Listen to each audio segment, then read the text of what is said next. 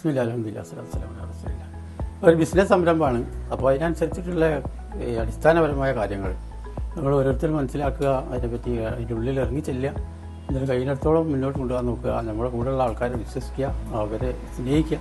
വിശ്വാസവും സ്നേഹവും അതാണ് ഇതിൻ്റെ മെയിൻ അസറ്റ്. അപ്പോൾ അന്നേക്ക് നമുക്കിത് കൊണ്ടുപോയി വിജയിപ്പിക്കാൻ കഴിയും. കാരണം എന്താ വെച്ചാൽ കൊടുവള്ളിയെ സംബന്ധിച്ച് അങ്ങനെ ഒരു ഏരിയ ഇപ്പോൾ ഇല്ല. അപ്പോൾ ഞങ്ങൾ ഇതിൽ പങ്കെടുക്കുമ്പോൾ വളരെ സജീവമായി തന്നെ പങ്കെടുക്കണം. ഇംഗ്ലീഷ് പറയാറുണ്ട്, if you are with anybody be loyal with dum.